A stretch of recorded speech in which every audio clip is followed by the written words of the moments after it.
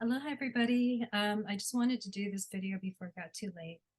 I sent a bunch of you emails to send out to Representative Holtz regarding our bill, the HB1373, in support. I just want to give everyone a little background.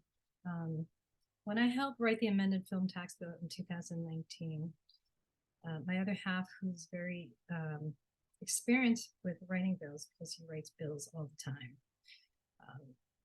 for the government and everything.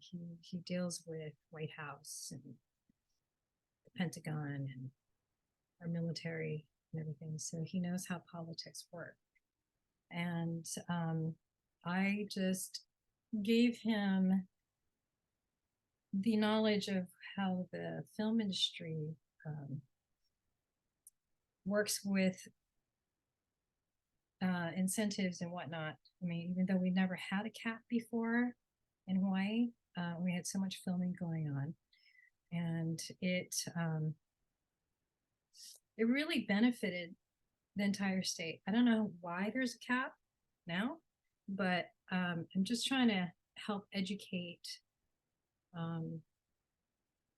the people that are in our political leadership that the film industry benefits everybody, including the politicians, because once we're able to grow in the film industry, we have people that are able to make a really good living, working in the film industry. And then they're able to purchase real estate and put their kids through college and go to doctors and whatnot. Oh God, I've been in this industry for so long. I started when I was 11, before there was even a child labor law. So Margaret Dover Silva was one of my dear friends. My older siblings knew her and they introduced me to her. They all worked on the original Hawaii Five-0. I worked on the original Magnum PI and every TV show and film that was shot in Hawaii, where I became one of Hawaii's top actresses and stunt people. Then I moved to LA.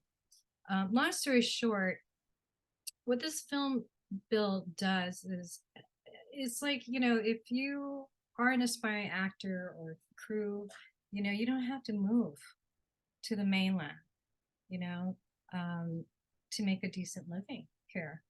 And it affects everybody. They hire set medics and security. Catering has to feed thousands of people on a set. The wardrobe department has to go shopping, for the actors and buy all different types of wardrobe, for everybody. We have all the like Ace Hardware and Hansador and all the building supply businesses, selling wood and everything, for the set builders to build. And it's so much more. I mean, it's just an amazing amount of employment beyond just talent, which is something that I was fortunate enough to have made a good living at. And I moved, but I had to move to LA, so we have the opportunity to have that structure here in Hawaii, with the Creative Media Academy and the college now, and, the Creative Media Center that was just opened,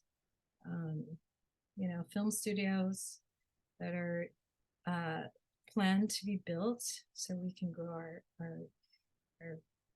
industry and put our people to work. I mean, kids are learning how to edit film, things in post-production and pre-production. I mean, I'm currently training, actors and crew I have a lot of producers that come to me and ask me, "Hey, Lily, do you have, any actors or crew here on Maui?" And I said, "Yeah."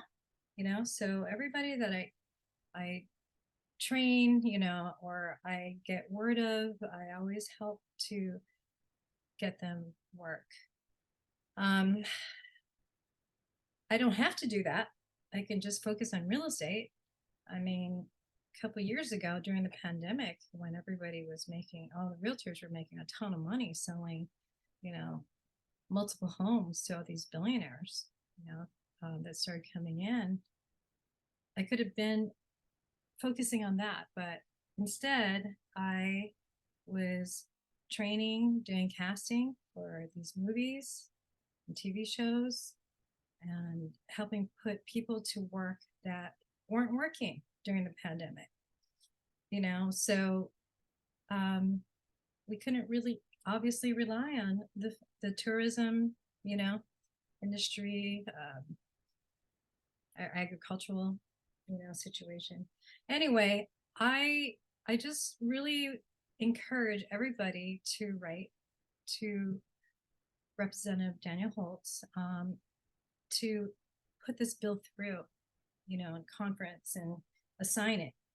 Um, it's just it's just we need to better the economic opportunities of Hawaii, since we're in the middle of nowhere, right, in the ocean. And this is a portable industry that can travel. um, and it also benefits all the local people that don't want to move to LA or Atlanta, or can't even afford it, and they can work right here like I did growing up. But back then, and I had to go to LA to um, pursue my career. And everything I've done, I interned as producer and everything, so I learned about everything in our film industry. And I even did background, for 25 years, even though I landed significant roles. My manager and my agents in LA were so angry that I was still doing background work, but I would get a lot of speaking parts being on a set, and an AD would come up to me and it's like, "Can you act?" And I'm like, I laugh. I'm like, "Yeah." I would be doing background work on these different shows in LA for like 5, 6, 7 years. They started knowing me because I was professional and I was responsible. I showed up, and I made a living off of doing background work while, I was auditioning for lead roles, and doing stunt work. I worked with Jackie Chan on Rush Hour, Armageddon with Michael Bay and Jerry Bruckheimer, and Brett Ratner with Rush Hour, with and I was on Lethal Weapon 4. I did some stunts on that, and I worked on 90210, Jag. I mean, you name it. I've worked on over 100, couple hundred TV shows and movies, and I loved it. Just being on set, networking, and finding, my passions. Like I said, I could have just focused on selling real estate during the pandemic and making a ton of money. But my passion is to help our industry and to help train our people, so that they can live their dreams of being in this industry, and also, moving into the unions. But anyway, this is um, just my encouragement to. I'm just hoping that everybody emails our representative, because I think the deadline is tomorrow, and we don't want this bill to be killed. Yes, they have to amend some verbiage. It's not a big deal. We can work with it. There's just we just need to get assigned. So anyway, I just want to encourage. One last thing I wanted to say was, when I was working on Waterworld, Kevin Costner crashed my birthday party, you know, on the beach. I was having a birthday party, and his he pulled me aside and he's like, Lily, so why are you in this industry? Is it the money? Is it the fame? And I said, no, actually. And I told him what I did and had accomplished and all that. And he said, yeah, you're definitely not in it. You know, and I said, it's my passion. Although I did make a decent living, you know, on the side. It was nice, you know, to have landed, you know, parts here and there and make a few $1,000s a day, you know, doing stunts or, um, you know, 1,000, you know, for a day player. Um, you know, if I was contracted for a week, you know, that's like a few $1,000s, and it goes towards your, if you join the union, SAG and AFTRA, then that goes towards your medical and your pension once you're vested, like I am, you know. So anyway, I just wanted to hopefully help educate. You know, this is not a political party situation. This is for Hawaii and our people, and building an industry that benefits everybody, you know, in the state. Like I said, everybody's affected by this industry because it has vendors of everything, you know, under the sun, not just actors, you know, and crew, but everybody. Anyway, I just wanted to put that out there before it gets too late, and hopefully you guys just write to Representative Daniel Holt, and let's get this bill pushed through. All right, thanks you. Aloha.